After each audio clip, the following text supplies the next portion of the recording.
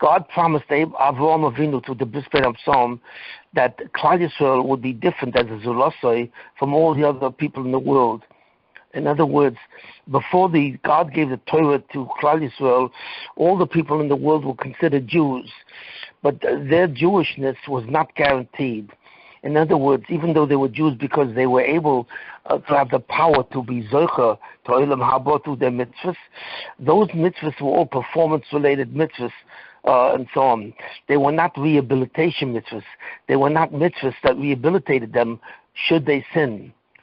And this chus was only given to Klal Yisrael through the brach of the Bris Bein Psalm to Avraham Avinu. So that means that the Jews, even though they sin, they would be forgiven because they have, why? Because they were given Taryag mitzvahs. And in the Taryag mitzvahs, you have many of the mitzvahs are not performance-related as such, but they are actually rehabilitation mitzvahs.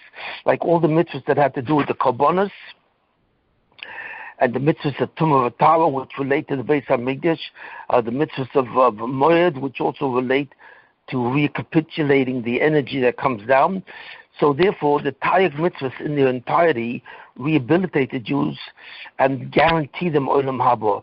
And this is what Chazal mean, Yisrael Afa Pisha Chata, even though the Jews sin, Yisrael Hu, they will have Olam Haba, and so on. And this is the special source of the Taryag mitzvahs and of Klal Yisrael.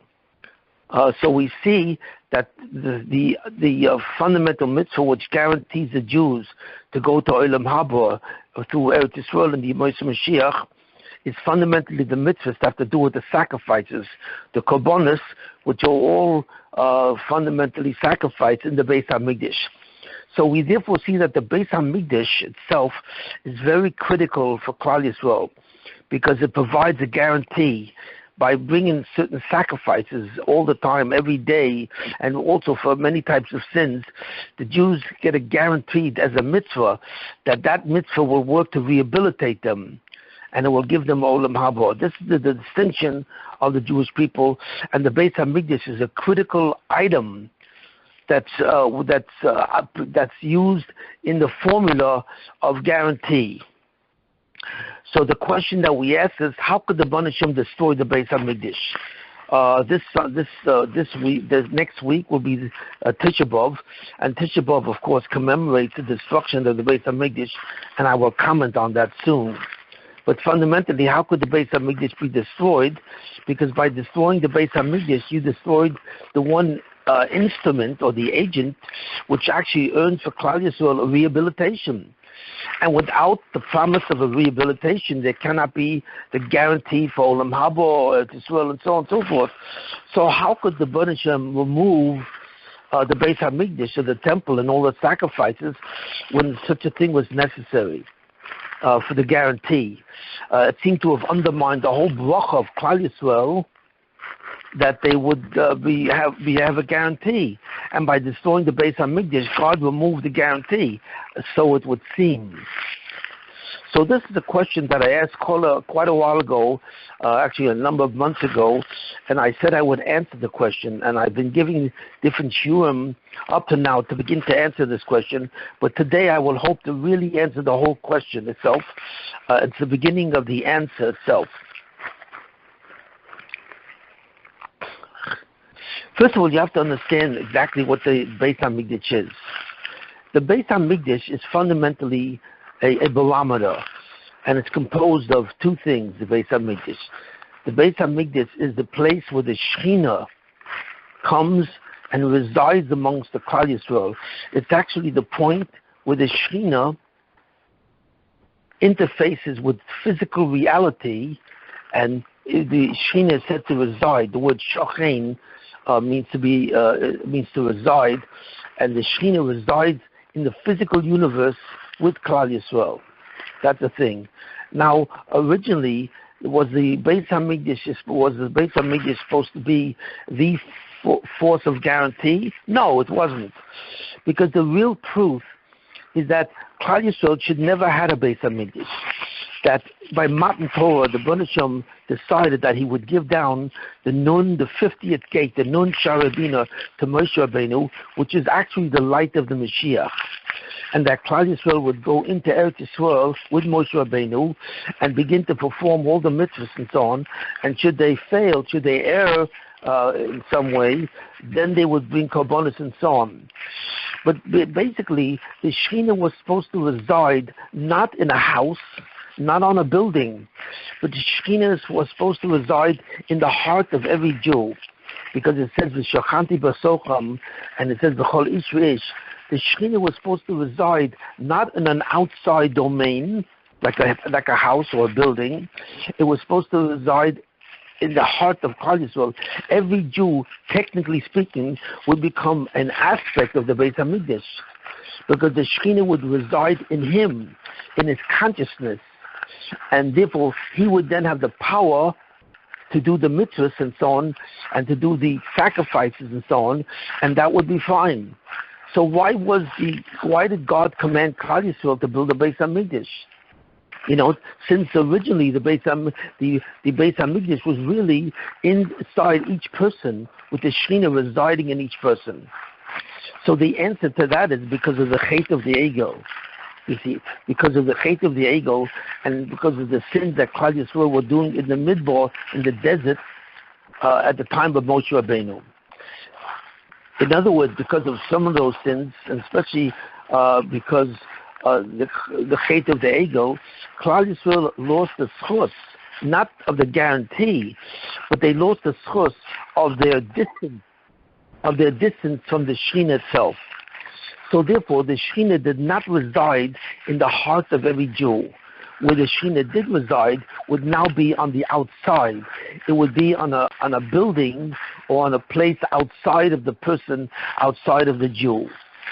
So therefore, the distance that each Jew related to the Shekhinah was now increased.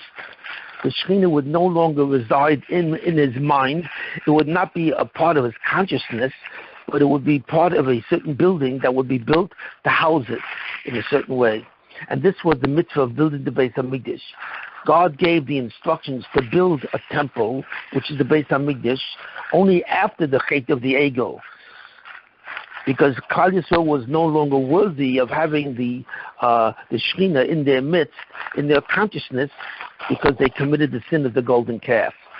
So the rest of, like in Shemos, begins the whole thing, Parshas Truma, and so on and so forth. It begins the instructions of how to build a temple, what its dimensions are, and so on and so forth. And then once that was built, the Shekhinah would then suddenly come down in a certain way. It would suddenly inhabit that building, which is the Beis Hamikdash, and it would reside on that. In certain ways, that becomes the barometer for Klal Yisrael. In other words, the presence of the Shekhinah and Klal Yisrael together really indicates what the level of Klal Yisrael is. The level of Klal Yisrael, of the Jewish people, will be determined or will be reflected in the position that the Shekhinah has relative to the consciousness of Klal Yisrael. At first, that position was supposed to be on the mind of every Jew, in his heart and his consciousness, but that was later removed because of the hate of the ego, and the Shekhinah now resides on a temple, on a building outside of the Jew. So therefore, the Beis Hamikdash represents one step down of the reduction and the level of Klal Yisrael and so on. Klal Yisrael would still have that guarantee, you see, with the Shekhinah in the building, because Klal Yisrael had a Mizbayach. You know what I mean? The Mizbayach is the fundamental instrument in which Klal Yisrael achieves atonement and therefore establishes the guarantee. Originally, that Mizbayach should have been outside of the Jewish people, but it should not have been in the Beis Hamikdash. The Mizbayach by itself would stand and would serve as the place to bring korbanos, but there would be no such place as a Beis HaMikdash to house it. The Shekhinah which resides would not reside so much on the Mizbayach, on the altar, but the Shekhinah would reside in the consciousness of every Jew.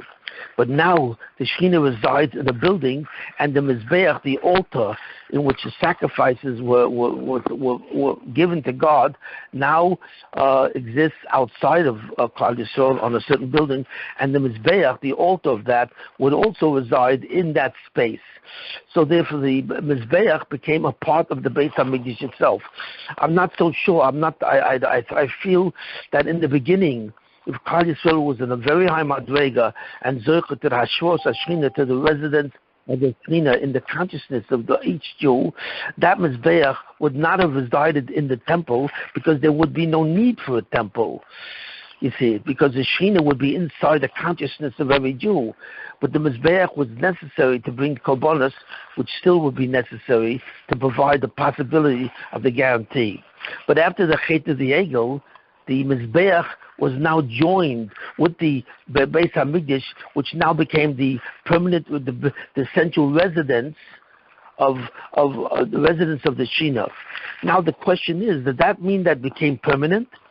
Was in the beginning, when the Beis HaMikdash was created by Klal Yisrael in the desert, it was called the Mishkan. It was not the Beis HaMikdash itself. It was in the form of a temporary dwelling, which tells us that God had no intention of making this permanent. And it was because of the sin of the golden calf, God gave the Mishkan as the place where the Shekhinah would reside. But it was only a temporary building. It was only put up temporarily in different places that the Jewish people resided. It was not intended to be a permanent fixture. In other words, if Klal Yisrael would return to the original madrega of what they were before the sin of the golden calf, then the Shekhinah would then reside in their consciousness. There would be no need for a building, for a binyan, to hold the Beis HaMikdash.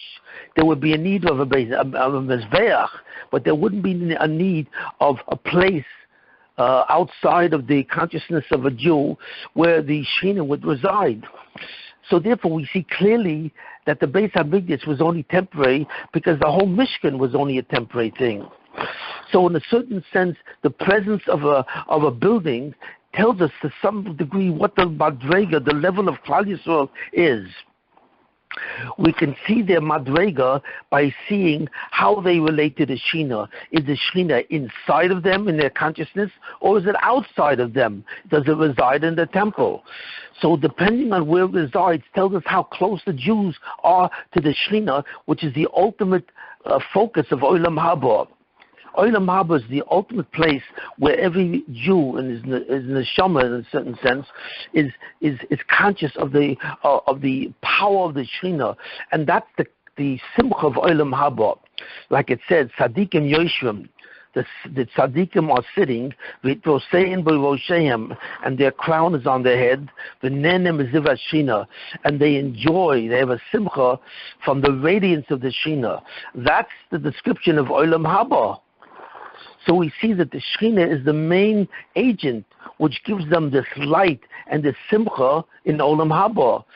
So therefore, the distance between Klal Yisrael and the Shekhinah, how close they are to the Shekhinah, is really indicative of the final madrega of the Jewish people in Olam Haba. Now what happened is that as long as the Jews were in the desert, they had a Mishkan, a temporary Beis HaMikdash. And once they got to Israel, the Shekhinah was still there in the form of the Mishkan. And it was only hundreds of years later that finally the Mishkan was converted to a permanent building. Now people think that Klal Yisrael had an aliyah, they had an ascent, because when the Mishkan was removed and it was restored, it was substituted by an actual Beis HaMikdash, a permanent temple, which was built by Shlomo Melech, that this was an aliyah for Klal Yisrael. In fact, the truth is, it was a yerida for Klal Yisrael. It was a descent, because it meant that the Mishkan was no longer temporary. So God wanted to make the presence of the Shekhinah in a temple permanent. And therefore, he had Shlomo Melech build a permanent residence called the Bayis Rishon, the first Beis HaMikdash. You see it. Because at that time, there was supposed to be the Yemos Mashiach, yes, from Shlomo Melech. Shlomo Melech was supposed to be a Mashiach, and he's supposed to bring the Geula. But he would only bring the Geula with the Shechina in the Beis HaMikdash itself. But that, in essence, was a certain Yerida for Klal Yisrael. Because until the Shechina goes back into the consciousness of every Jew internally, it is missing still. So therefore, the temple that was built by Shlomo Melech, the first Beis HaMikdash, was actually a descent of Klal Yisrael. Klal Yisrael still had to obtain the Madrega, where the Shechina would not be housed in a building outside of the Jewish people, but it would be housed in the consciousness of the Jewish people itself. Now, at a certain point in time, hundreds of years later, that Beis HaMikdash was destroyed again. You see it. The Babylonians destroyed it under Nebuchadnezzar. So this indicated a further drop. In other words, not only was there a drop when the Beis HaMikdash was built as a substitute for the Mishkan, now there was a further drop that the Beis HaMikdash itself was eliminated. So the question is, if the Jewish people needed a temple in order to be guaranteed Olam Haba, well, there was no more Beis HaMikdash. And the answer to that is, the Jews came back. They were supposed to come back after 70 years, and they were supposed to rebuild the temple for the second temple. So therefore, the intention was that the Jewish people would return to the land of Israel from the Golus of Babylonia and Persia and rebuild the second Beis HaMikdash. And that's what they did. But the second Beis HaMikdash did not have the same Kedusha as the first Beis HaMikdash. So what does this mean? It didn't have the same Kedusha. Well, the Kedusha of the Beis HaMikdash is fundamentally dependent on the extent in which the Shechina is present on the Beis HaMikdash. In other words, the Shechina of the second Beis HaMikdash was in a lower level of intensity than the Shechina on the first Beis HaMikdash. So the second temple was much lower in the intensity than the first one. And many of the things, the instruments and so on, which were in the Beis HaMikdash of the first one, were not in the Beis HaMikdash of the second one. So therefore, this is an indication that Klal Yisrael was beginning to go into Golus. In other words, even though they were in Israel and they had the Beis HaMikdash, this was a descent. Now, the second Beis HaMikdash lasted another couple hundred years, and so on and so forth, and finally, at the end of time, was finally destroyed completely. So the question is, how could you do that? How could God do this? By destroying the Beis HaMikdash, God literally took away the instrument which guaranteed the Jews Olam Haba and the Yemos Mashiach and Eretz Yisrael. So the question that we asked was, how does God take away that guarantee which He gave Avraham Avinu?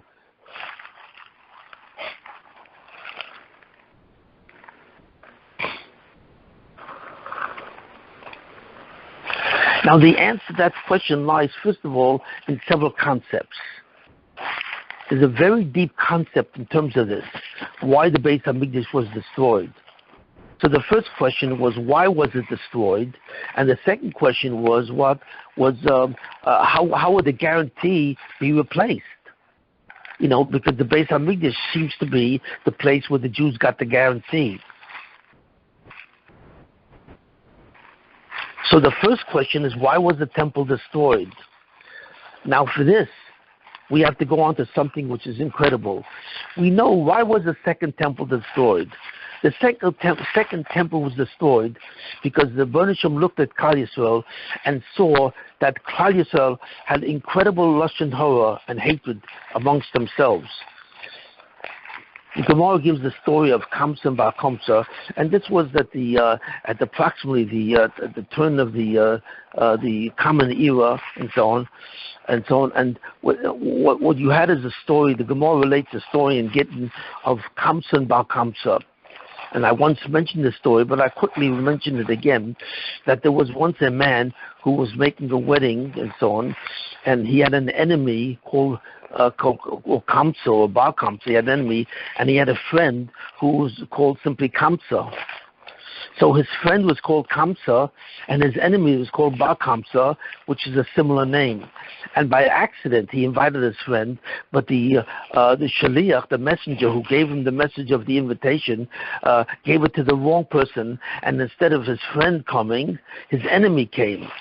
So he walked in, and when finally the wedding was held, he walked over to the guy and he saw his enemy sitting on the table, and he said to them, "Who invited you? What are you doing here? You're an enemy of mine." So the man realized. So he said to them, "So you have no invitation for this wedding. You have to get out." So the man didn't want to face the embarrassment about being thrown out of a wedding, and he said, because apparently a lot of people were seeing this, and he simply said quickly to the man who was his enemy, he said, "Look, please don't throw me out. Let me stay, because I will be very much embarrassed if you throw me out, and therefore I'll pay for my meal. I'll pay for whatever I consume at the wedding, so you will have no expense at my cost." And the man said, who made the wedding, said, "No, I want you to get out." So he said, "Okay, so at least I'll pay for half your wedding. I'll pay for half the whole wedding if you let me just sit here to the conclusion of the wedding, and then I'll leave." And he said, "No, get out." And finally the man said, "Okay, so instead of being thrown out, I'll pay for your whole wedding." So and he said this to the man, "I'll pay for the whole wedding. Please don't throw me out." So the man said, "No, I don't want to. Even if you pay for the whole wedding, I won't accept it, and I'm throwing you out." So he told the guy to get out, and the guy had to leave. And he was tremendously embarrassed, because there were many people at that wedding, and there were also many Talmidei Chachomim, there were many rabbis and so on at the wedding. Now all these rabbis saw what was going on, and they didn't do anything. They didn't tell the person who wanted to throw him out not to do it and not to embarrass him, but they said nothing. They kept silent. So the man therefore said, "Since the rabbis and all the people who were there said nothing to defend me, to at least spare me from an embarrassment, I'm going to get revenge." So what he did was he went over to the Roman governor at the time, and he said, "The Jews are rebelling against you." And the Roman governor said to him, "How do I know?" So he said, "The Jews are rebelling." So he said to the governor, "Well, you can see, if you send a sacrifice to the Jews to give that sacrifice in the temple, the Jews will not accept that sacrifice. And that means that the Jews are rebelling against you." So the Roman governor wanted to test this hypothesis, and what he did was he sent a korban to the Jewish people to be sacrificed in the Beis HaMikdash and to see what they do. So the Kohen Gadol saw that so what happened was the enemy Bar Kamza, instead what happened was he was able to go, and if he found the korban that was to be sent, and he cut the lip. He put a defect in the lip of the animal, and once an animal has a certain defect in its body, you cannot sacrifice it. So when the animal came, I don't know what the animal was, but it was a korban, and when the animal came to the Beis HaMikdash, and the Kohen Gadol, who saw this, the Kohen Gadol didn't know what to do, because he realized that if he sacrifices the animal and people would know this, then the Kohanim would say, or other people would say, you can sacrifice a korban, a sacrifice, which has a which has a defect. So he said, "I can't really do that." But he knew that there would be trouble, because this is from the governor, that's from the Roman governor, from Judea, and this would put the Jews in trouble. But instead, this Kohen Gadol thought he considered himself a tzaddik. I don't know what the situation was over there, but he decided not to sacrifice it, and so on, and he returned the animal to the Roman governor. Well, what the Roman governor saw that they did not sacrifice the animal. He had no idea why, but he saw that they refused to sacrifice, and therefore the Romans declared war on the Jews, and this is what started the whole war between the Romans and the Jews, which eventually led to the destruction of the Beis HaMikdash. So the Gemara says, because of the frumkeit of this Kohen Gadol, he didn't understand that the welfare of the Jewish people was at stake, and he refused to take the sacrifice, and he therefore jeopardized, because he jeopardized the mazel of Klal Yisrael. So the thing is like this. So the Gemara says that it's the whole story of Kamza and Bar Kamza, which resulted in the temple being destroyed. Now, the Gemara points out to the fact that this was seen as chinam, or lashon hara, but this is much deeper than that. Why? If you really think about it, this was a much deeper story than meets the eye, because this simply wasn't lashon hara. This simply wasn't one Jew talking derogatorily about another Jew. This was much worse. Why? Because the man said, the Kamza or Bar Kamza, whoever was his enemy, I will pay for the whole wedding or half the wedding. That was thousands of dollars. This man, who was the enemy of the person who made the wedding, said that he would pay thousands of dollars in order to avoid the shame of being thrown out. And the other man refused to take that. So the question is why?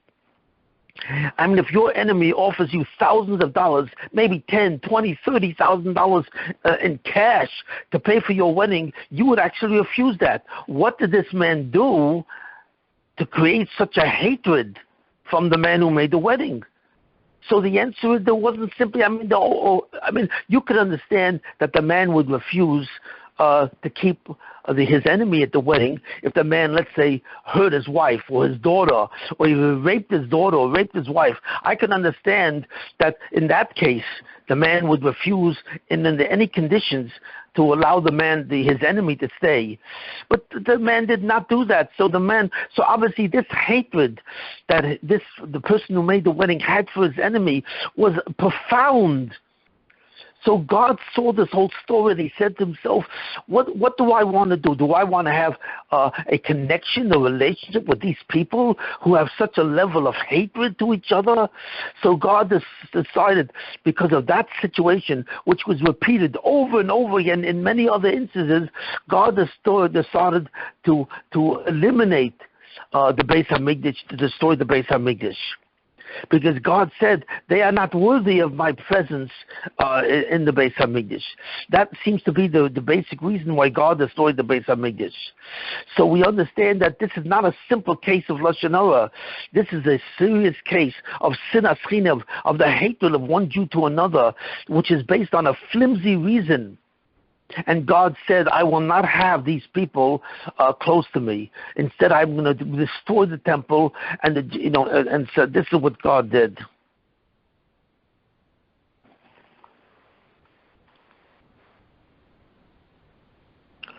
So the question is, if God destroyed the temple, what would be with the guarantee? So therefore, we have to understand something. Why did the God destroy the temple, really? Even with the sinas chinam, why would he destroy the fundamental instrument of rehabilitation for the Jewish people, which provides the guarantee? So there's a reason for this, which is a very deep reason, and I've never seen this reason given, but I feel that this is the reason why. You see it. What does it indicate when one Jew has such hatred for another Jew? What does that mean? You see it. And why does God want an actus of Klal Yisrael? Now, I said this before, because in God's mind, the Jewish people are not simply members in a certain club. They are not simply in a collection of individuals that participate in the same goal. But God sees the Jewish people as an organism, not a series of individual members. And what does it mean, an organism? An organism is fundamentally a body or a certain entity which has different components to it. But all these components, even though they are separate from each other, all function in the same theme. They all contribute to the same goal. In other words, like the human body. The human body is not simply a body composed of different organs or different systems. The human body is an organism, which means that every organ in the human body, the heart, the brain, the liver, the kidneys, and so on, all participate in the same goal, and that goal is to keep the person alive. Right? And therefore, they are all, in a certain sense, a part of each other. Now, there's something very unusual about an organism. When you have different members, like a human body, different organs, participating in the same goal of life, In a certain way, the principle is that there is no such thing as a stranger among them. What does this mean? It means that every cell in the body knows every other cell, even though it never met it. It knows the cells in your kidneys know the cells in your heart, even though they don't see each other because there are different positions in the body. They are intimately aware of each other, even though they never met. That's the concept of an organism. Because of the fact that they all participate in the same goal, in the same body, there's no such thing as a stranger among them. They are all connected in a certain way where they have total familiarity with each other. How do we know this is true? Because if you give a person a certain transplant, let's say a person needs a liver transplant. So what you do is you give him a liver from another person. You see it? To substitute for his own, which was damaged. The body rejects the other person. The body will reject the same organ which comes from another person if you put that organ into him. What does that mean? Because the body technically says the following: I need a liver, but what I need is my liver. This liver that you're giving me belongs to Chaim Yankel. This is not my liver, and therefore I don't want it. So therefore the body rejects a liver which it needs to live. Why? Because it is a stranger liver. It's something that comes from someone else outside of it. So what do you see from this? You see the concept of my, the pronoun my liver, that the body knows its liver not as a liver, the body knows its liver as its liver. You see, so we see from this that an organism sees every member, every entity in that body as a familiar object which belongs to the entity as a whole. So this is how God sees the Jewish people. Even though we cannot feel like an organism, and as when I see a Jew walking down the street and I don't know who it is, I've never seen him in my life, you see it, but yet God still holds me responsible to take care of that Jew. Well, why does God hold me responsible for that Jew? I don't even know him. Because God says the reality of the situation is that Jew who you don't know is really part of you as an organism. And the only reason why you don't know who he is because I've taken that information away, but eventually, someday, I will restore that, and you will know the reason why I say Kol Yisrael Areivim Zelazeh, that every Jew is a collateral for every other Jew, even though that Jew is a stranger to him, because in reality, that Jew is not a stranger. He is part of your body. And we know this clearly from what? We know this clearly that this Jew is part of the organism of the Jewish people. The Jewish people as an entirety is an organism. So therefore, God considers them ones. And we learn this from the pasuk of V'ahavta l'reacha kamocha, and you shall love your neighbor as yourself. Why does it say as yourself? It should just say, and you should love your neighbor, V'ahavta l'reacha. But it says kamocha, as yourself. Why? Because it's telling you the reason why you should love your fellow Jew. The reason why you should love your fellow Jew, because he is you. Kamocha, he is like you.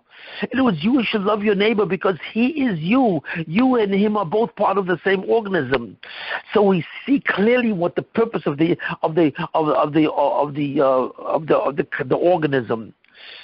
So when Kamza, in the story of Kamza and Bar Kamza, when the story that he wanted to throw this other person out because of sinas chinim, because of his hatred for this other person, and so on, which was an extreme version of sinas chinim, and so on. God said, well, when they do that, when they have such level of hatred, they are breaking, they are fragmenting the organism.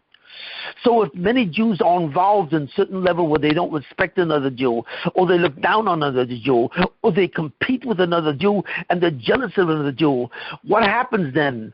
What happens then is simply the fracture of the organism itself. So even though Klal Yisrael is an organism, that body fractures. So therefore each organ goes on its own, and that's the end of the common goal that all the entities, all the organs in the system has. The unity of Klal Yisrael is based on the concept that it's an organism, and in the sight of a great deal of hatred between one Jew and another, this organism is broken. You see it. So what do we see from this? We see from this a certain concept. You see it. What? What's the concept? We see that the temple The temple brings a guarantee to Klal Yisrael. What kind of guarantee? Only for the mitzvahs of Bein Adam L'Makom. The sins that have to do between man and God. The temple, with its sacrifices, atone and rehabilitate the Jewish people from those sins. But what about the sins between Bein Adam L'Chaveroi, between man and man? For example, stealing from another person, or assaulting another person, or embarrassing another person. Those sins the Beis Hamikdash cannot atone for. The only one who can atone for that is that the person has to go over and ask for mechila from the person. It's very hard to atone for a lot of these mitzvahs between man and man, between Jew and Jew. It basically atones only for those mitzvahs which the Jews transgress between man and God. Now, why can't the temple fundamentally atone for the mitzvahs, for the sins, I should say, between man and man? Why? Why can it not really atone? Because there's a strange thing that happens, and this is a very profound concept. How does a person atone for his sins in the Beis Hamikdash? How does he actually atone for his sins? Well, he brings a sacrifice.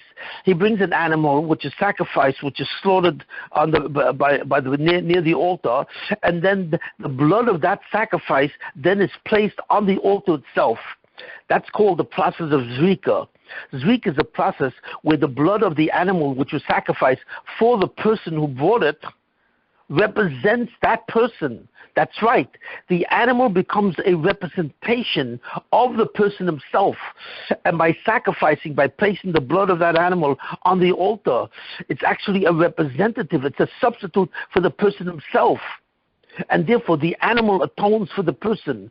Now, how can an animal atone for a person? How? You know what I mean? How does it do it? The answer is a very mysterious one. But spiritually, it goes like this. Because the truth of the matter is, not only the Jewish people are an organism. I've said that the Jewish people are an organism, but it's much deeper than that. Because God created every creature that lives on earth. In a certain sense, in a larger sense, the entire, all living things together are a macro-organism. That's right. You have a relationship, even though you don't feel it, you have a relationship with every living thing on earth. That has to do with animals, plants, and so on and so forth. There's some kind of deeper spiritual connection between you and every living thing on earth. So therefore, the only way that an animal can substitute for a person, for a sin of a person, is when that animal is part of the organism of the person. If he relates to and connects to a person in the sense of an organism, in some way there's a connection, there's a kesher, there's a relationship and so on between that person and the animal through the organism known as the organism of creation itself, then that animal in a certain sense can be a representative of that person and be sacrificed on the temple for that person. So in order for a sacrifice, in order for an animal to serve as an instrument, as a substitute to a person, it has to follow the concept of an organism. It has to have the relationship with that person as an organism of all living things. That's how the animal can be sacrificed for the person and guarantee it them. But the fact of the matter is, when Klal Yisrael, let's say, performs, is involved in the sins of sinas chinam, of unwarranted hatred between one Jew and another, then the organism of a Jew to a Jew breaks. It fractures. But not only is it the organism of a Jew that fractures, it's the organism of the animal kingdom and Jewish people. In other words, the animals are no longer part of the organism which constitutes all creation. That's right. By destroying his relationship with other Jews, he destroyed the relationship between him and the animals so that the animals are unable to serve as a substitute. So therefore, the Mizbayach, the altar, doesn't work anymore. The altar only works when the animal kingdom is a fundamental part of the organism of the Jewish people. But when that organism suddenly is broken, it's broken all over. So the Jewish people are no longer an organism amongst themselves, and they are no longer an organism among all the creatures of the world. So the animals cannot be their representatives. And therefore the ability of the Mizbayach to guarantee, to atone for them in the guise of animals cannot be done. So therefore God has to take away the Mizbayach. And this is another very important concept. That's why God destroyed the temple, or he destroyed the Mizbayach. The altar became dysfunctional because the altar could no longer sacrifice animals in the place of human beings. This is the real reason why God destroyed the altar. Shimon, this is a big chiddush. It's a big chiddush. That the of course it is. Right. Yeah. How do we know the Mikdash Rishon was destroyed for Benan the Mock, not for Benan. This is Mikdash Sheni. But excuse me. Don't ask me the questions at the end. Please don't interrupt me in the middle of the share, because I'm developing a certain theme. But this is the real reason. So in the first temple, the organism of the Jewish people remained. So therefore, the ability of an animal to represent the Jew was there. In the second temple, the organism remained also. So therefore, the animals that went on the Mizbayach now could represent the Jews. But by the time you got to the second temple with the mice of Kamza and Bar Kamza, this illustrated that there was a new relationship among the Jewish people, where they no longer respected each other and they hated each other in certain ways. So therefore, that fractured, finally, the organismic quality of Klal Yisrael, and that fractured the organismic quality between man and all the living creatures. So therefore, the Beis Hamikdash, I should say that the altar, the Mizbayach, was no longer functional. It became dysfunctional, and therefore God had no choice but to destroy the Beis Hamikdash. That's the real reason why God destroyed the Beis Hamikdash, because it was dysfunctional and it was disabled. That's what I believe was the essence of the matter. But did God destroy the temple? No, he didn't. You see, next week there will be Tisha B'Av, and you are fasting on Tisha B'Av, right? Why? So everyone tells you, and you seem to see that the reason why we fast on Tisha B'Av because God destroyed the Beis Hamikdash. Now I'm going to tell you a tremendous chiddush. God did not destroy the Beis Hamikdash. That's right. That's not true. Not true at all. The Beis Hamikdash is still with us. That's right, it's still with us. So you question me, you say, what are you talking about? You go to Israel and you don't see any Beis Hamikdash, there's no temple anymore. So what do I mean that the temple is with us? Well, the question is like this. The question is, what is the definition of a Beis Hamikdash? And I tell you the definition of a Beis Hamikdash is that if there's a physical location on earth where the Shekhinah exists, where the Shekhinah resides, so therefore there's a connection between heaven and earth, and that connection between heaven and earth, because if the Shekhinah resides in a physical place, allows many things to happen. It allows, we still have a closeness with the Shekhinah. That was not taken away from Klal Yisrael. So where is it? The answer is the Kessin Maravi, the Western Wall. Why? The Western Wall, the Kessin Maravi, was built by Herod, King Herod. And what he did was, he took the Beis Hamikdash of Shlomo Melech, which was rebuilt, but he rebuilt it in a certain way. He beautified the temple. That's right. Herod, who was a Russia himself, but he decided to rebuild the temple for certain reasons that I don't want to go into now at this point. But he rebuilt the temple, and in many ways he gave the temple the features of a Greek temple, because he rebuilt the temple in about 40 BCE, before the Common Era. He rebuilt the temple and what he did was he added, first of all, to the temple property. The temple used to be on the Har Moriah, on the mountain of Moriah, but he expanded the area of the temple, and he used the base of the top of the mountain, and he used the entire top of the mountain. He expanded the area of the Beis Hamikdash to include the entire area on the top of the mountain. And he built a wall around that as a retaining wall. So now the temple area where the temple was, which now become much larger, and it had a wall around it that extended to the border of the mountain top. And not only that, he built the temple in such a way which was very beautiful. In fact, the sages say that all those people, anyone who has never seen the temple of Herod, has never seen a beautiful building in its life. So the sages consider the temple that Herod built as a beautiful building, and so on. So therefore, when he built the Western Wall and the Romans destroyed the temple, they allowed the Western Wall to remain. I don't know why, but they allowed the Western Wall. But then the Shekhinah moved from the building to the Western Wall. So in other words, the presence of the Shekhinah, which resides on the Western Wall now. And that's what Chazal tell us, that it's on the Western Wall. So therefore, we see that the Shekhinah still resides on a portion of what the temple used to occupy. So therefore, God did not destroy the temple. The temple is by definition a place where the Shekhinah resides. And as long as this place continues, and it does continue on the Western Wall, the Beis HaMikdash is still there. So what did God destroy? What did he actually destroy if the Shekhinah is still show on the Beis HaMikdash? Of course, it doesn't have the same intensity of what it once had. But okay, the intensity is one thing. The intensity of the Shekhinah of the second Beis HaMikdash is lower than the intensity of the first Beis HaMikdash. So we see that the intensity of residence can vary from the first temple to the second temple. But as long as it's still there, it's still there. And the fact is that it's still there on the Western Wall. So what does it mean that the sages tell us that the temple was destroyed? The answer is it wasn't the temple that was destroyed. It was the Mizbayach, the altar.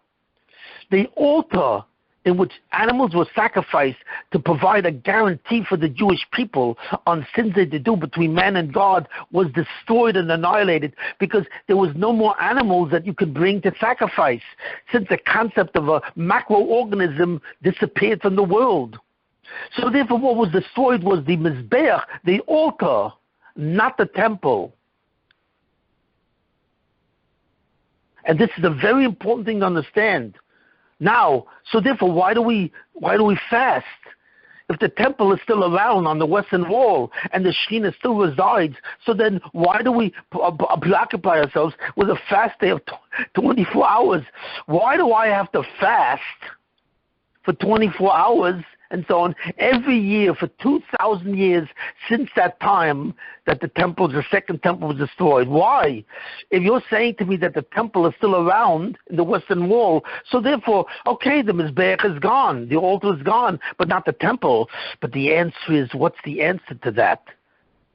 That's the question. So what is the answer to that? So the answer to that is this, because who built the Western Wall? Who built it? The answer is Herod, and Herod was a rusher. He was a killer. He was a mass murderer. And he built the Western Wall.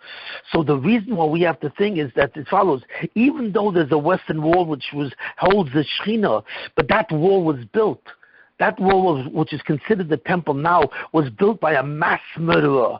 And the fact that the Shekhinah resides now on the wall built by a mass murderer tells me something terrible. It tells me that Shekhinah will not leave Klal Yisrael. Why? Because Klal Yisrael still has that guarantee. It will always maintain a certain posture where it has a relationship with Klal Yisrael. But that posture is now on a wall, on a structure which was built by a mass murderer. And that's something that we have to commemorate through tremendous fasting. And why do we have to commemorate that? Why now do we have to commemorate that 2,000 years later? Because we still have that level of confrontation and hatred. Today, Klal Yisrael has the same thing, and for the last 2,000 years, through the history of Klal Yisrael, there's always been that contempt that one Jew has for another. And today we see the contempt between Sephardim and Ashkenazim, between Hasidim and Misnagdim, between those Jews who are modern Jews and those Jews who are yeshiva Jews. The concept of contempt that Jews have for each other still exists. And it's a major contempt. In fact, today it's even worse. Many Jews have become Muslim. They have reported on the Jews who, amongst the Jewish nations, Gush Katif was a Masira, because the land of the area called Gush Katif was taken away from Jews by Jews and given to Arabs. And the Jews have never done such a thing. the Jews have voted for Obama for the second term, even though Obama supported Iran in its attempt to annihilate the Jews. So therefore the Jews have become even greater enemies than they were at the time of the temple. So this has never changed. The contempt that one Jew has for another, the threat that there exists between one Jew and another still exists. So therefore Klal Yisrael is no longer an organism. And because they are no longer an organism, we have no organismic relationship with the creatures of the animal world. And therefore they cannot serve as a korban for us. And therefore what we're left with, what are we left with? We are left with a wall of the temple which houses the Shekhinah.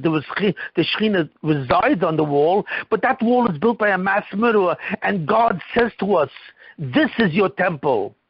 In other words, your temple is a reflection of you. The first temple, which was the Mishkan, was a reflection of you because of the sin of the golden calf. The second temple, which is a house built by Shlomo Melech, is a reduced version of your level. And the second temple, which remains, is even further reduction. And finally, now you have become you are no longer an organism.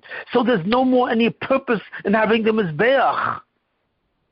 So therefore we see that the temple is really a reflection of the Jews in every one of their era. We keep on losing the Shekhinah, more and more bits of the Shekhinah, to find that we have a Shekhinah with us through, but it houses a wall which was built by a mass murderer, and this is what we have. And that's why we mourn on Tisha B'Av, not because the temple was destroyed, because the temple now signifies the Madreg of Klal Yisrael at the worst level. That we all go to the wall and we pray at the wall. But this wall was built by Herod, who was a mass murderer. He killed many Tanoim, many sages, and therefore lowered the whole value of the Torah in Klal Yisrael. And this is what the Jews have become. So this is the first concept of why the temple is destroyed and why we cannot. So therefore we see clearly that you cannot atone for the sin of Ben Adam Lechaveroi. The temple only atones all the things of the temple. Fundamentally the major atonement is for the sins between man and God. You know what I mean? But not for the sins between man and man. In order to have atonement for those sins, you have to go over to your fellow man, or your fellow Jew, I should say, and you have to beg his forgiveness for having said Lashon Hara or having done something sinful against him. Now this is the first concept that's on. So therefore we see something very important. God said to Avraham Avinu, I will guarantee that your people go to Olam Haba. And God established the temple and all its sacrifices for that purpose. But God cannot truly guarantee, or in a sense he can, but he cannot guarantee the connection between Jews and the relationship between the Jews like he can guarantee the relationship with him and the Jews. God can forgive the Jews about every sin that they do to him. But he cannot forgive the Jews by the level of contempt and the destruction of the organism that they have for each other. We have to do that. So this is the first part of the answer. But now there's a second part of the answer. God therefore has to do something else now. In other words, what do we see? You have to understand something. I've said something a number of times. That in the year 4000, since the creation of the world, in the year 4000, which is approximately the time that the second temple was destroyed, something new was there. This was the Yemos Mashiach. In other words, you see, you're making a tremendous mistake. We are all making a tremendous mistake. We are waiting for the Mashiach to come and to bring the Yemos Mashiach. But the fact of the matter is, the Mashiach has already come. In other words, we're not waiting for the Yemos Mashiach because it's not here, because the Mashiach has already come 2,000 years ago. Why? Because God said in the year 4000, in the year 2000, after Adam Rishon, the first man was created, 2,000 years later, God changed the number of mitzvahs from 7 mitzvahs to 613 and created a guarantee. And for the next 2,000 years, God told the Jewish people who now had this guarantee that they have to keep the Taryag mitzvahs, the 630 commandments. And if they keep the 630 commandments, then they will get Olam Haba, and they will get the Yemos Mashiach. The Mashiach will come, therefore, 2,000 years later. And the Jews did do that. They kept all the mitzvahs, they kept all the mitzvahs between man and God, and they actually did that. So what happened? So God said in the year 4000, which is 4,000 years after the creation of the world by Atonement, in the year 4000, the Jews finally earned, through the 630 commandments of Taryag mitzvahs, the Jews earned the Yemos Mashiach. And what does that mean? God decided to bring down the 50th gate and to reveal it. That's right. Now, what is the 50th gate? The Torah has 50 gates, at least.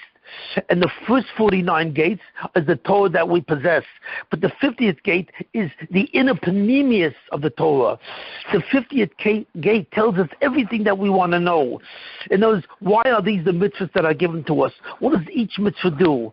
It tells us all the information that we want to know about God. When it says, God says, Haskell Yodeosi, that I want you to know me in terms of what I do, why I do it, and so on and so forth. You will know that information finally in the light of the 50th gate. The 50th gate is the 50th level of Torah, which is the light of the Mashiach itself. The Mashiach can bring all of mankind back to a high spiritual level by using the information that's contained in the light of the 50th gate. Because the 50th gate answers all questions. How? Because it answers all questions because the 50th gate connects every Jew to every Jew and connects the Jewish people to God. And in that information, like it says in Koheles, I'll call the Yovo by Mishpat. Everything in the end will be understood. In other words, every person will understand exactly the events in his life. He will understand why he was born to this mother and father. He will understand why this is the person he married. Or he will understand if he doesn't get married. He will suddenly understand every event in his life. And he will understand how this relates to his ability to get Olam Haba. Well, that's incredible. We have no understanding of anything. We have no understanding of why things happen to us. Because we are all living on the 49th level and lower than that. But the 50th level reveals finally the light of the Mashiach. And in that light, the Mashiach looks at us and can tell every Jew why every event in his life occurred. That's incredible information. But that is only revealed in the 50th gate, which is called a Chodesh. It's called a new light. It's called the Or Mashiach, the Messianic light. With that light, the Mashiach will know everything about everybody. And suddenly we will understand everything, even why all those people died in the Holocaust. We will have total information. That is the 50th gate. And what God did to the 50th gate in the beginning, he wanted to give it to Moshe Rabbeinu, to Moses.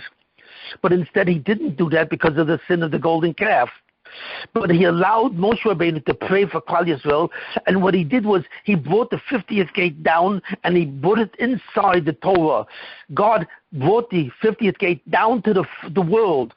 The world had never seen the 50th gate. No human being has ever acquired the 50th gate, the light of Mashiach. But when Moshe prayed to God, he prayed that this light should come down and should go inside the Torah. What Torah? The 5 books of Moses that we have today, the Chumsha Torah. We now have the 50th gate, but we can't see it. Where is it? Because it is the panemius. It's hidden in the 5 books of Moses. We only see the chesonius, the outward form. So we know the stories of what happened to the Jewish people, and we know the story of Egypt and the story of the patriarchs, Avraham, Yitzchak, and Yaakov. But we don't really understand what's going on. And we also know the Taryag mitzvahs, the 613 commandments, in a certain way. But we do not understand the meaning and the purpose of all the mitzvahs and the purpose of all the actions of the Jewish people in biblical times. That information is contained inside the Chumash itself, inside the story that we have today of a biblical Judaism. We have the 50th gate.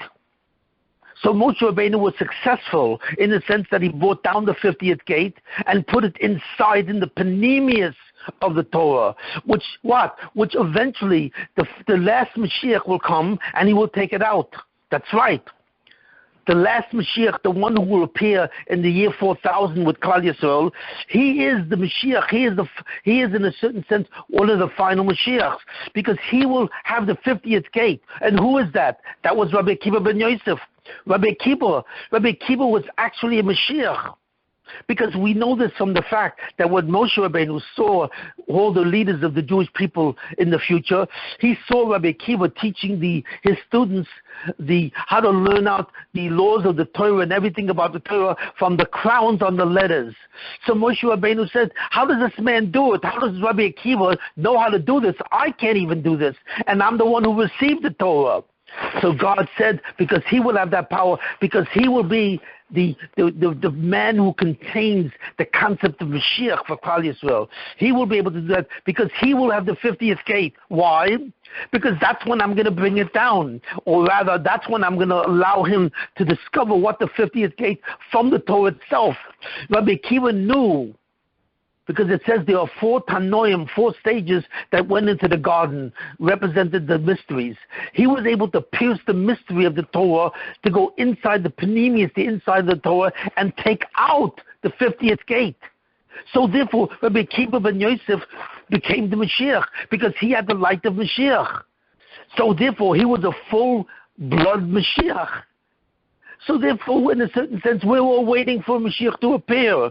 But in the end, we are waiting for Mashiach, the second one, who will come after Rabbi Akiva. But the Mashiach who will come now is not the same level as Rabbi Akiva ben Yosef. He was the actual Mashiach who appeared 2,000 years ago. Why? Because in the year 4000, God said to the Jewish people, you have earned the Yemos Mashiach. That's right. Now listen to this. You have all earned it.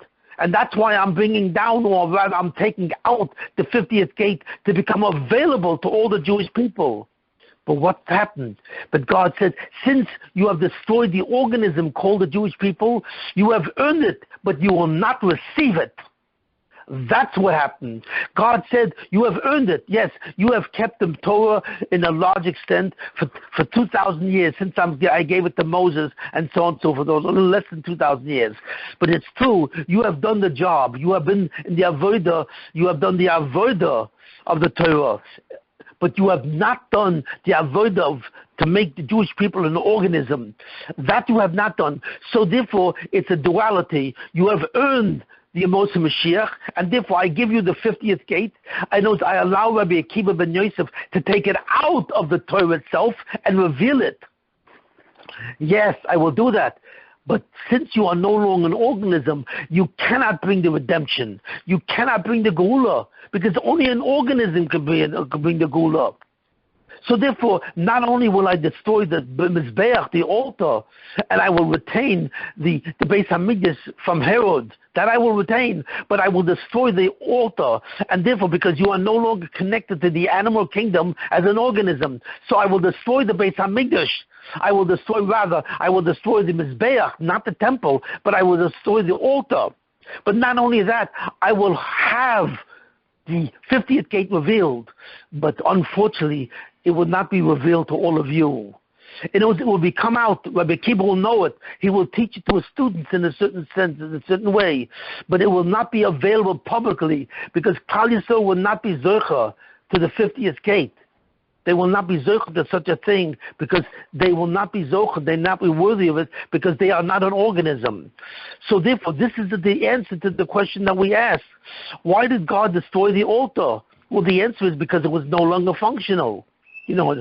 But why did God give the 50th gate? Because the Jews were worthy of the 50th gate. Because God decided in the year 4000 that it would be the Yemos Mashiach, and they got the 50th gate. But they were not an organism because of the story of Kamza and Bar Kamza and everything that happened at that point. God refused to give them the what? The goal itself, the redemption. And therefore, what happened then?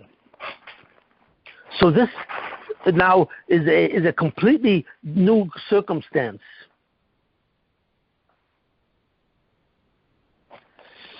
What happened? What was the concept that happened then? And this is very important to understand. You have to remember, in the year 4000, which was at the time of Rabbi Akiva, the Jews had satisfied the condition of creating the guarantee for the Yemos Mashiach. They were successful, but they were not successful in receiving it. They were not worthy of receiving it because they were no longer an organism. So therefore God destroyed the Beis HaMikdash. Why? Because they were no longer an organism. But there was another reason why, and this is important to understand. There was no longer really a necessity for the temple. I know I'm saying something incredible. The temple was only there to get the Jews to be guaranteed for the Yemos Mashiach. But once the Jews were guaranteed the Yemos Mashiach through their service, through their avodah of the last 4,000 years, they no longer had to achieve this guarantee. They were already guaranteed. So therefore, the temple suddenly became a secondary item. I know in the davening that we say we all ask God to rebuild the temple, but the temple that will be rebuilt when the Mashiach comes is not in any way like the temple which existed in the time before the year 4000. That temple had the altar which would make sacrifices, which can guarantee the Jews. But having achieved that sacrifice, or rather having achieved that avodah, the Jews no longer actually needed the temple in a specific way.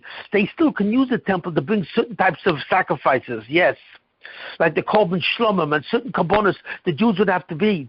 But in the Yemos Mashiach itself, once the Mashiach comes and reveals this light, the Jews will be much less sinful. They will barely have any sins. So all the sacrifices that the Jews needed in the biblical times will no longer be necessary. So one of the reasons why the temple was no longer guaranteed, because the Jews did not need a guarantee. They had already achieved that. But what happened was the Jews achieved the Yemos Mashiach, but since they had such and they had such contempt and hate for each other, they were no longer an organism.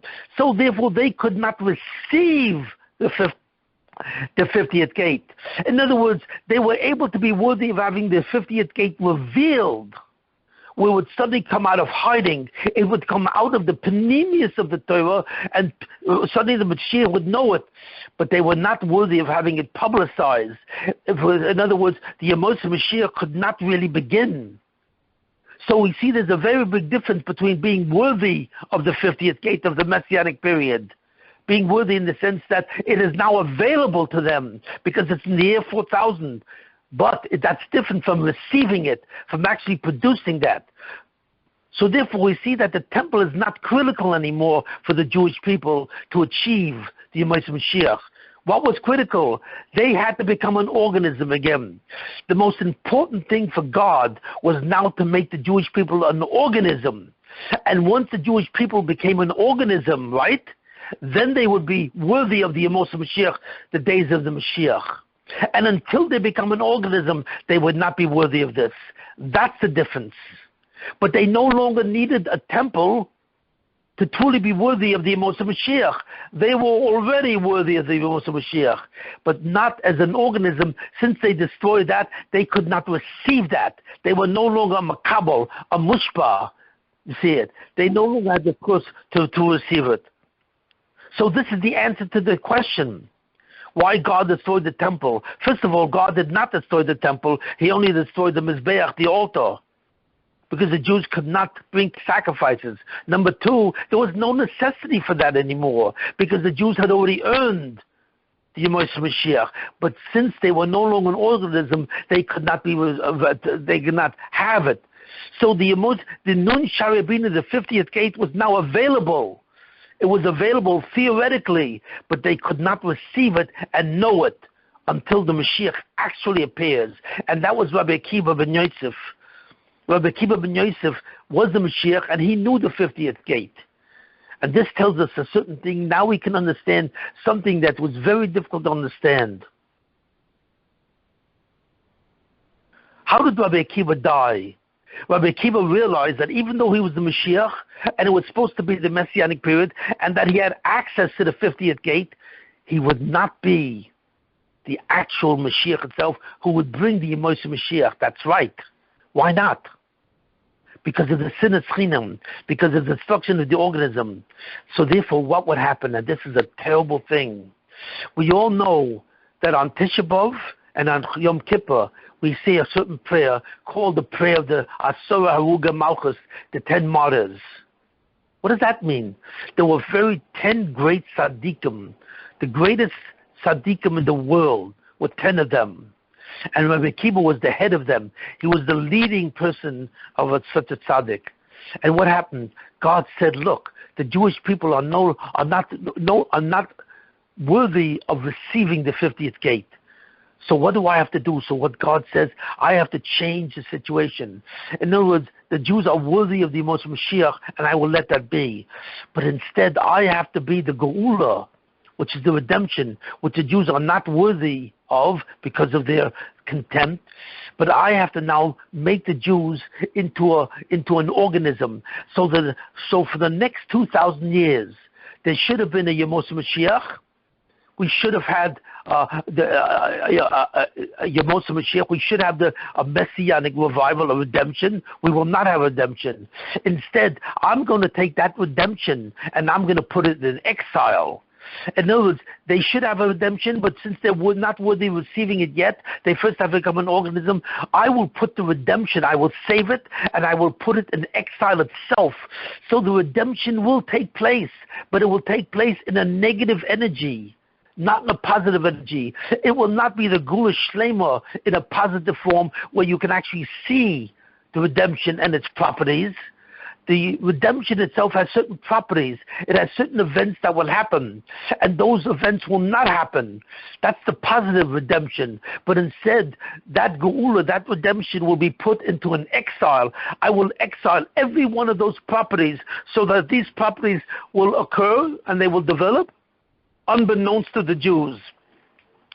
Every one of the events that should happen when the Mashiach comes, that should happen, will happen. I'm not going to change my mind, but they will not happen visibly because they will happen in a golus and an exile. And I will put the Jews into an exile. And they will never see what's happening in front of their eyes. For the next 2,000 years, we will have the Yemos Mashiach, but we will have the Yemos Mashiach in a negative form, and it will not be visible. But it will occur.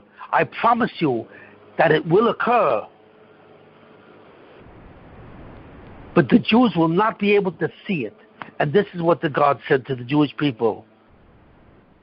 And what will happen in those 2,000 years of the invisibility of the Yemos Mashiach? Well, what will happen in 2,000 years is that I will make them an organism. How? Because I follow a certain principle. The principle that I follow, if the Jews cannot be an organism while they are alive, then they will be an organism in their punishment and in their death. In other words, the Jews will become an organism, but they will not be an organism by choice, but they be an organism by compulsion. I will compel them because I will create an anti-Semitic force that has never existed before and will now exist anew. And this anti-Semitic force will hate the Jews and therefore will continuously kill them or cause them suffering for the next 2,000 years. This is called the ultimate anti-Semitic force that will punish the Jews even to the point of death. So therefore, since the Jews will now die as an organism,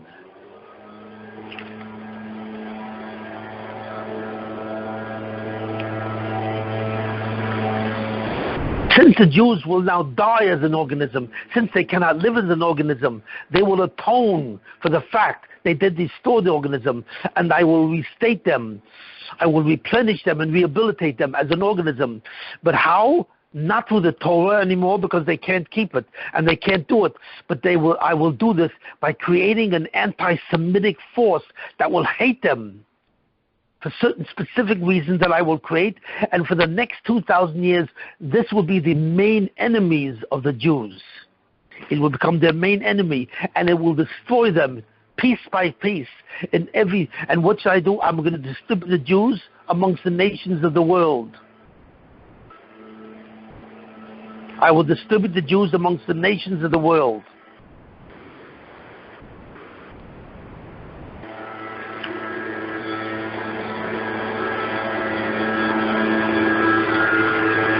And as they exist among the nations of the world, as they will be in exile among the nations of the world, they will suffer.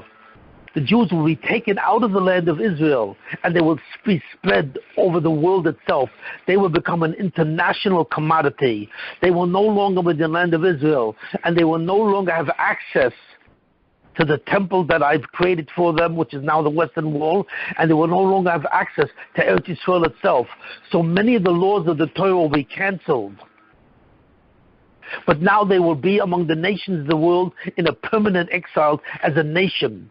And as a nation, they will be subject to this anti-Semitic force, which will force them, in certain ways, to either become part of the anti-Semitic force, and if not, it will murder them. It will kill them. They will suffer terribly. Why? Because they will die as an organism. Since they cannot live as an organism, then they will die together because they are Jews. And this is fundamentally how this will happen. So this is what God says. And this will be the Yemos of Mashiach. So two things will happen at the same time.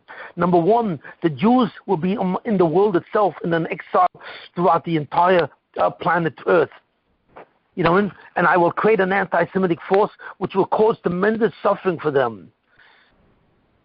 And it will create this suffering, and that suffering of the Jewish people as a people together, they will suffer not because they are simply one Jew or another Jew. They will suffer because of their Judaism, because they will be identified as Jews, and that will be a tremendous threat to the world. And therefore, this anti-Semitic force which I will create will cause them suffering, and it will cause them exile, and they will also cause them, in many cases, death. And this will make them finally an organism through their death as Jews, not as a one person or another, but they will die together as one people, as an organism. So therefore, after this period, this will be for 2,000 years, and after this period for 2,000 years, then they will be able to come together and they will bring the Yemos Mashiach. They will bring the Messianic light. This I promise you. So I will retain the Messianic light. And it will be the Yemos Mashiach. But it will be the Yemos Mashiach in a negative energy. The energy of exile. The energy in suffering. The energy in suffering to make them an organism. Because as an organism, they cannot receive the Messianic light. And they cannot receive the Mashiach. And at the same time I do that, I will keep the Geula, I will keep the redemption. And even the redemption in a negative state, the negative Geula, will be a redemption, because all those situations and properties and events that should have occurred in a positive form will still occur.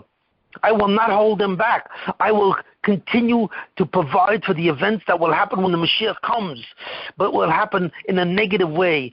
It will happen by different ways and different things, in the negative things. So therefore, I will retain the Messianic period. This is not the exile of the Jews themselves. This is the exile of the redemption. It's the redemption that will be in exile, not so much the Jews specifically. And the redemption will be in exile and do two things. It will cause them tremendous suffering as Jewish people themselves. They will suffer and be killed for that alone. And it will also create the possibility that all the events that should have taken place in the Yemos Mashiach will occur and will be developed, but slowly, and slowly by another means. And this is what's going to happen for the next 2,000 years. And they don't need the temple for this, because they have earned the Messianic period, but they will not receive it, because they are not an organism. And this will be my strategy. So how could I do that? So God went to the 10 martyrs, 10 of them, and he said, the only way I can do that is that all 10 of you have to die at the hands of the Romans. Because the Romans will be the nation, which will be the beginning of the anti-Semitic nation. I will make the Romans, and later on, next time I'll tell you about Esav, who is Esav. And it's this nation of Rome which will begin the process of anti-Semitism to such a degree where the Jews will suffer it for the next 2,000 years. You see it. So therefore it is the Romans who will be my messenger to make the Jews again into an organism itself. But in order to do that, in order to make them zercha to this thing, in order to make it zercha that the gula itself can go into golus. Normally the gula cannot go into golus. The gula has to come out and be positive. But I will put the redemption into a golus and so on. But to be worthy of this, 10 of your greatest tzaddikim will have to die. That's called the Asura al-Mugamalchus. Many people say this on Yom Kippur and on Tisha B'Av, but no one really understands why did they all have to die. Why did Rabbi Shmuel, who went up to heaven, and in heaven they told him that this has to be, that this is from God Himself, that you will all have to, 10 of you will have to suffer, and you will have to die at the hands of the Romans. Why? Because this is the price that the Jews will have to pay. You see, to lose the 10 greatest tzaddikim in the world at that time. And in the death of these 10 tzaddikim, it will allow the possibility of a schus, so that the geula itself can go into exile, into a negative energy, or what's called the klippus. So therefore, in order to make this possible, in order to restore the Jewish people as an organism, so that they will get what they have earned, and they will become available to them literally, and the Mashiach will come, or second Mashiach will come, and finally bring that, they will have to have first 10 martyrs who will die, and in the schus of that death, they will have this possibility. So therefore we see something amazing, that the last 2,000 years of the 6,000 years that the world was said to have been created will be a time of very great suffering. It will be a time of tremendous anti-Semitism and so on and so forth. In order to what? In order to take the geula out of the negative energy. At the end of time, close to the year 6,000, unless the Jews do tshuva, unless they come together as a people and recreate the organism. If they don't do that, and I don't think they will do that, like it says in Yeshaya in 53, it says in Yeshaya 53, if you're really careful, not only the Jewish people go into exile, but there will be also every generation, there will be a Mashiach in that generation who will have to go into exile too. That's right. There will be a Mashiach ben Yosef and a Mashiach ben David who has to go into exile in every generation with the Jews themselves, and they will have to suffer for Klal Yisrael. But the first category of that suffering will be you 10 martyrs. You will be the 10 tzaddikim whose death will atone for the Jews in a way and allow them to go into a negative exile for the Yemos Mashiach. And that's what we see in front of us. So what we want to know now is, what did that do? How did that do that? And so on and so forth. What are the properties of the Yemos Mashiach? What does the Yemos Mashiach look like? What does the Messianic period look like? And what does it mean that it's in Golus? What does it mean that the 50th gate is in the Golus? But this Golus is different than the Golus that Moshe Rabbeinu put it in. Because the Golus of the 50th gate was the Golus in the Torah itself as a panemius. In the heart of the Torah itself lies the 50th gate, which is not revealed. But once Rabbi Akiva took it out, it now could be revealed to everyone. But it now has to go into a second Golus. So the Nun Sharabina is now in another Golus. But that's not the Golus of the Torah itself, literally, because it's available. But it'll be available only, it will still be hidden. The Jews will have no access to it, the 50th gate. So I'm putting a new Golus on the 50th gate. Not the Golus of the 5 books of Moses, but the Golus of the 50th gate. And that Golus will be slowly removed over 2,000 years, so that all the information, the knowledge associated with the 50th gate, and the entire thing, all the events of the Yemos Mashiach will occur, but it will occur developmentally, slowly it will occur in a negative form. But I will free the 50th gate so that it can now develop for Klal Yisrael. And at the end of time, when I bring the Yemos Mashiach, the final Mashiach, who will reveal this 50th gate, he will not take it out of the Torah because it already has been taken out of its first Golus, which is in the Torah by Rabbi Akiva ben Yosef. But he will take it out really, he will simply reveal it as it exists in the 2,000 years of negativity of Klippas. He will have the power to reveal the 50th gate. So finally, the Jewish people will be worthy of seeing the 50th gate, and the Mashiach will be worthy of redeeming the Jewish people. And that's my new plan. It is a new plan. You see it. That the next 2,000 years will be different than all the 4,000 years before it, because it will be the redemption, it will be the golus, it will be the exile of the Messianic light itself and of the Mashiach himself. That they will be with the Jews in every generation. They will have a Mashiach, and they will have access, in a certain sense, to the 50th gate. But they will not know that. They will not be able to recognize the 50th gate that will appear to them. It will completely new, and at the end of time it will become shocking. The redemption will be shocking to them. That, wait a minute, we always had the redemption. It was in front of us. The 50th gate was alive and well, but we couldn't see it. We were all blind. So this is what God said. I will reveal the 50th gate in the last 2,000 years, because it's no longer in the golus of the Torah, but I will only reveal it to blind people. And blind people cannot see. I will make the Jewish people blind. Because since they don't respect each other, and they have contempt, and they transgress the mitzvahs of Ben Adam Chavero, they will be blind. And even though the 50th gate is in front of their face, they will not see it. And even though Mashiach is in front of their face, they will not see him. I will hide them both. And if you want to know the condition of the Mashiach in the 50th gate, then you have to read in the Parsha of Yeshaya. In the Parsha of Yeshaya, Nun Gimel, I think by Pasuk 13, or the beginning, that entire Parsha describes the actual golus, the actual exile of the Mashiach and the 50th gate. But until that time, the Jewish people will be blind. So we see that it's a totally different concept. The temple does not have to be around because the Jews don't need it. They don't need it for the guarantee of the Yemos Mashiach. What they need now is to become an organism, to make the 50th gate, which is now out of the exile of the Torah and in their hands, available to them. But first they will have to come, they are now blind. Their sight has to be restored. And in order to do that, I will bring upon them a new force that has never existed before. And this force will be a tremendous anti-Semitic force by its very nature. By its very nature, I will create an anti-Semitic force that has never existed among the Jews. And that anti-Semitic force will cause them tremendous suffering, and will cause them tremendous murder. They will die at the hands. And this is the way they will become an organism if they don't change their ways. If they don't change their ways, then they will become an organism through their death. But I will allow them to have free choice and so on. And I expect the sages of each of these decades of the 2,000 years to tell them, if they can.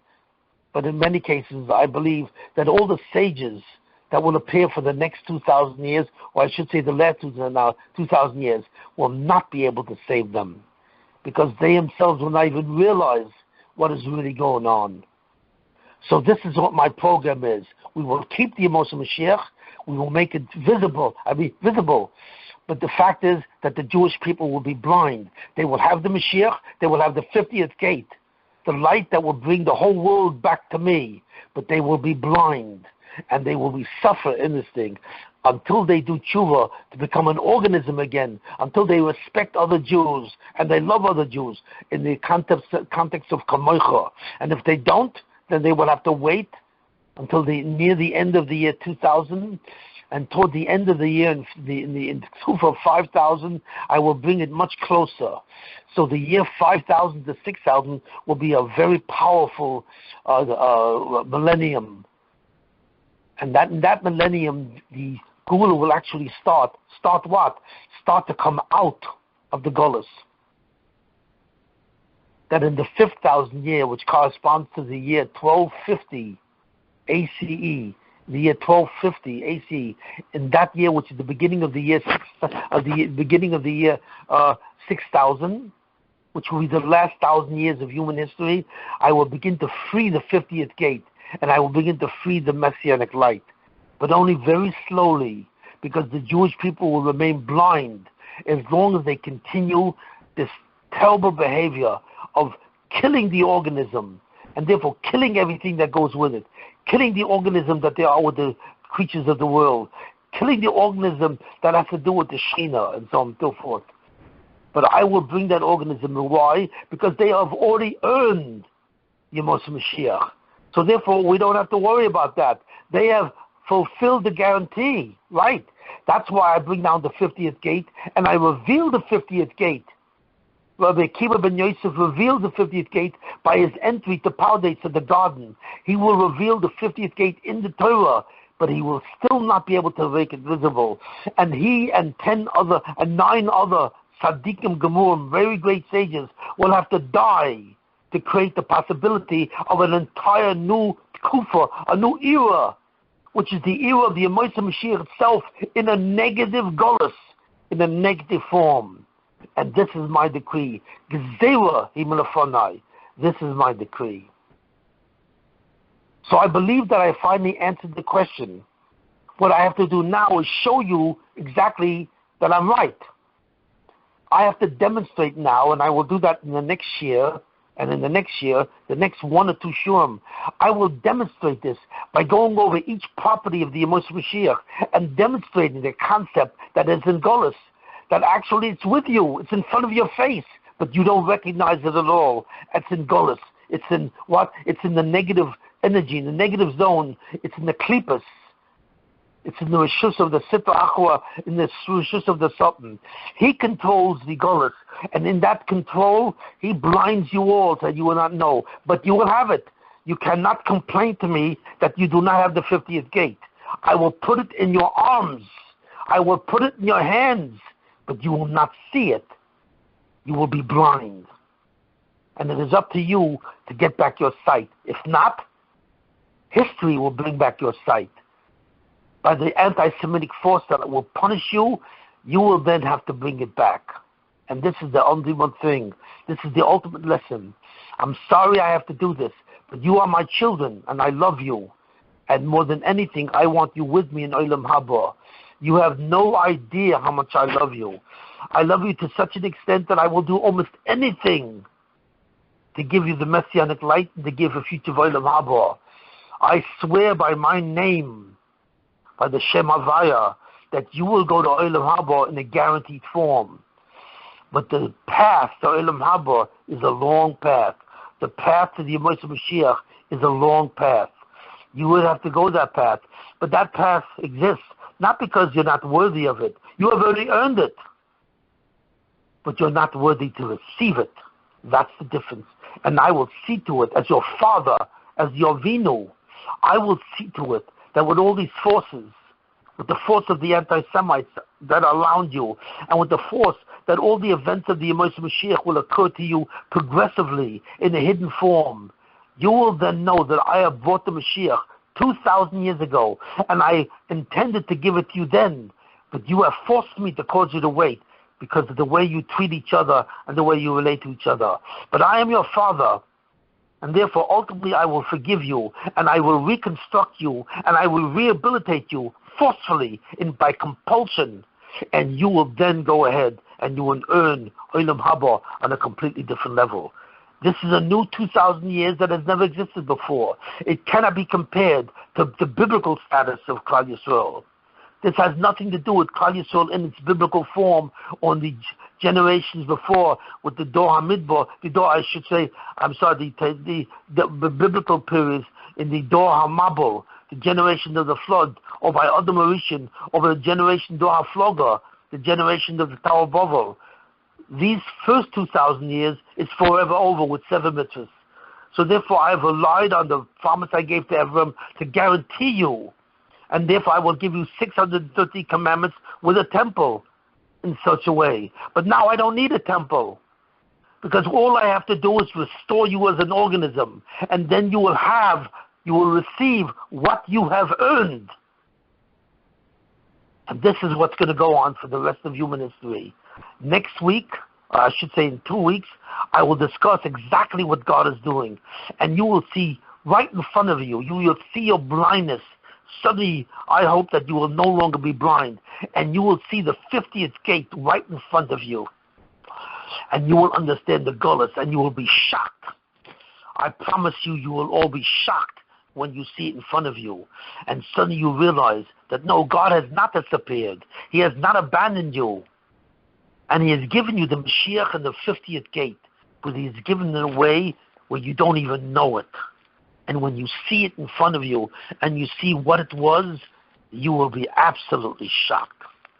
And that's for the next year that I will give in 2 weeks. Thank you, Shimon. Can't wait.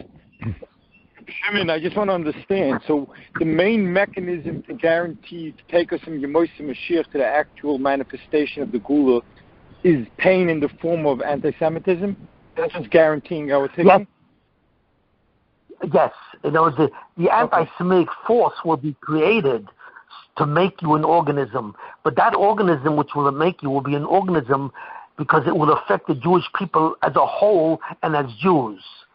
And since it affects the Jewish people as a whole and as Jews, it will not affect them as individuals. It will affect them through the Jewish religion. By being Jewish, it will stir up the anti-Semitism. So that will make you an organism. But unfortunately, you will be an organism either in suffering or in death, because you cannot be an organism in life by observing the mitzvahs, the commandments, ben adam chaveroi. So why is there such a miyat in the same period? Why is the last 2,000 years a period of tremendous choshech in the form of the or of the Torah? How does that correlate, or it's a separate concept? Of course it correlates, because if that all is available to the world, there would no longer be any anti-Semites. The whole way you make an anti-Semite is you make him blind to the Jews, where he does not realize what the Jews are. He sees them as the ultimate curse of mankind. But if that 50th gate becomes visible to the whole world, who will be the anti-Semite? There will be no such thing, because the Jews will be at the top of the world, and they will control the world through their light.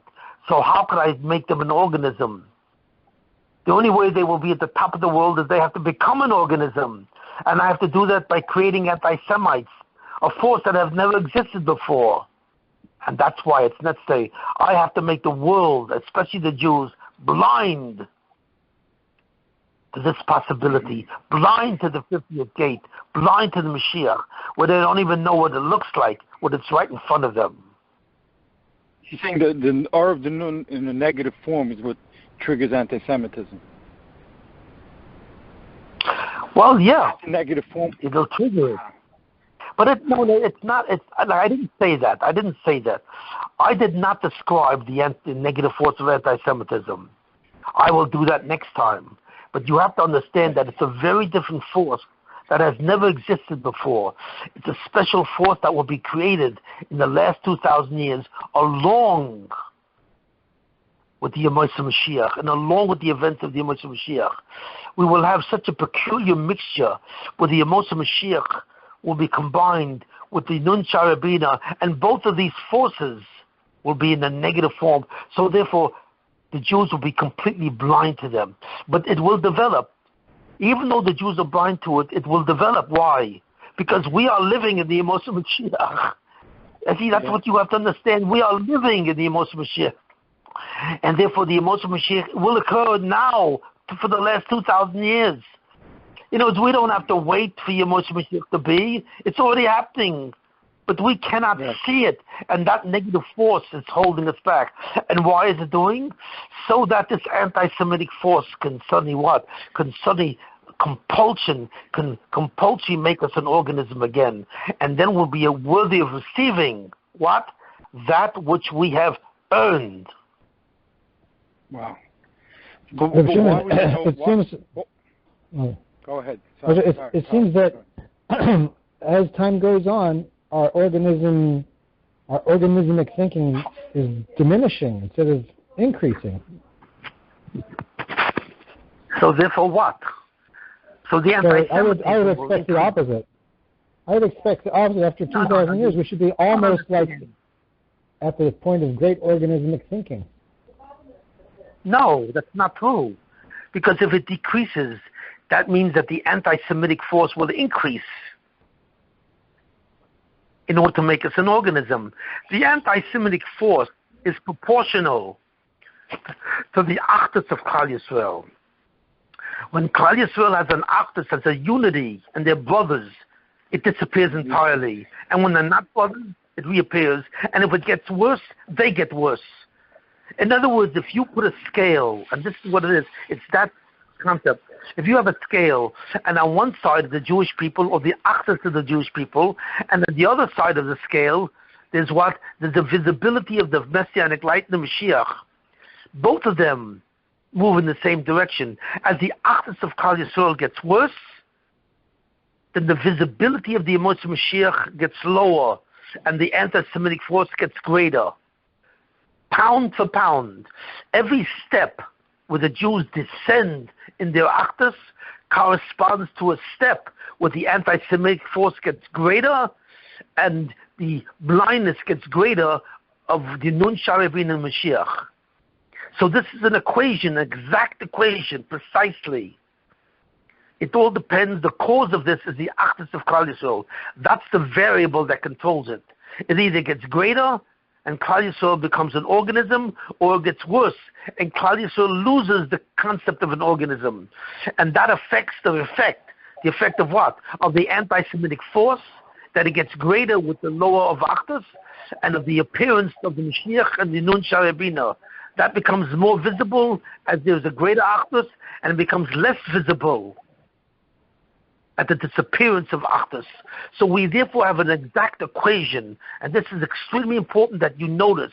If you don't know this, then you cannot understand what's happened in the last 2,000 years. You do not have the mathematics to even look at it.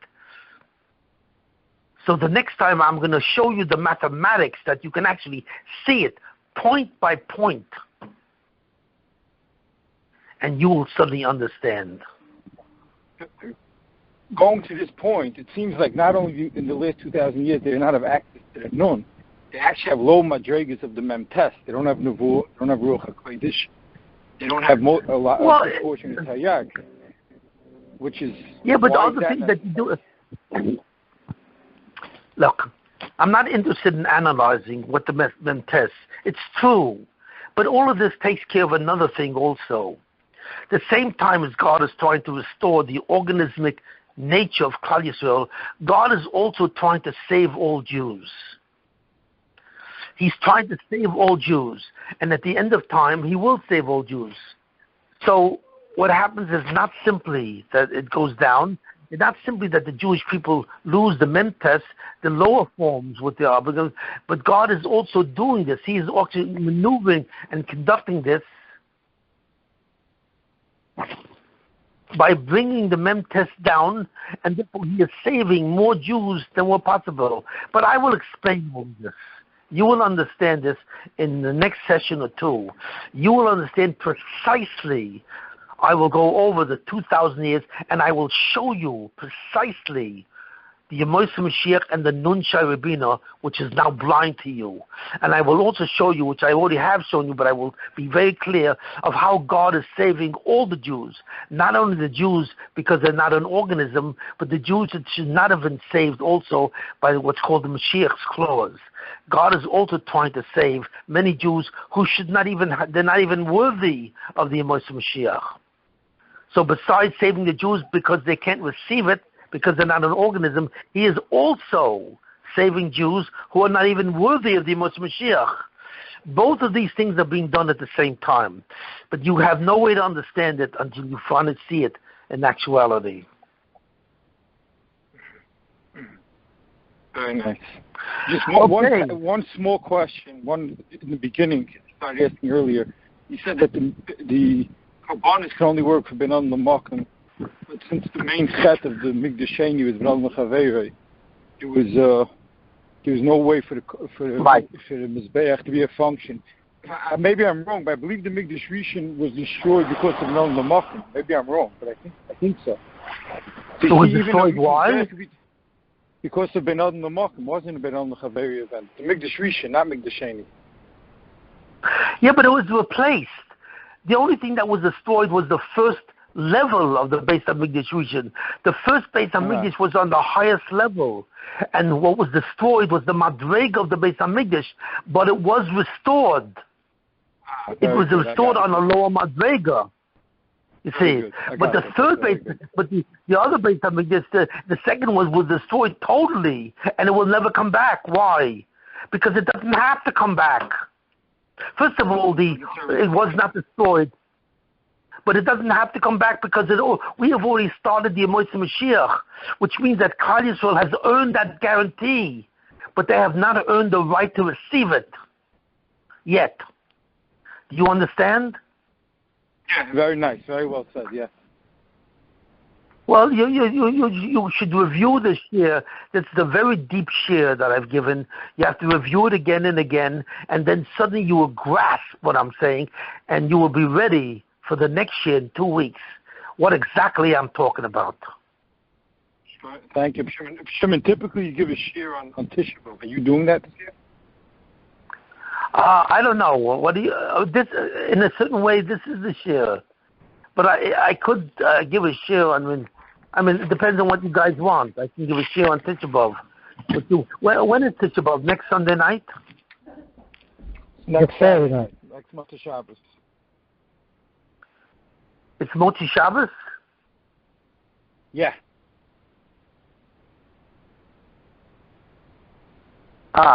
Yeah, right. It's Motzei Shabbos. Ooh. So when could I give a share then? Sunday? You give like 12 o'clock on Sunday. I mean, you're really you're talking about Tisha B'Av. This is Tisha B'Av Torah, I'm saying. You're in that series. I mean, this whole year was about Tisha B'Av. Right, right. So we could continue. We'll discuss it amongst yourself. Okay, whatever everyone wants. If you'll call, so you'll call me up and you'll let me know, okay? And I'll give another share on Tisha B'Av itself. Yeah. At 12 o'clock. Okay? But this whole share was about Tisha B'Av. That's the 9 days. This is Tisha B'Av. But this share was very different than any share you will hear about Tisha B'Av. Definitely. Because I'm saying to you that the Beis Hamikdash was not destroyed. The Mizbayach was destroyed. But I'm saying it was not destroyed because, why? Because we was zocheh to the Yemos Mashiach in a negative form. These two concepts merge and they create a completely different conclusion to Klal Yisrael. And it will become much more clearer to you when I tell you the events that are occurring in history for the last 2,000 years, and suddenly you will see what I'm talking about.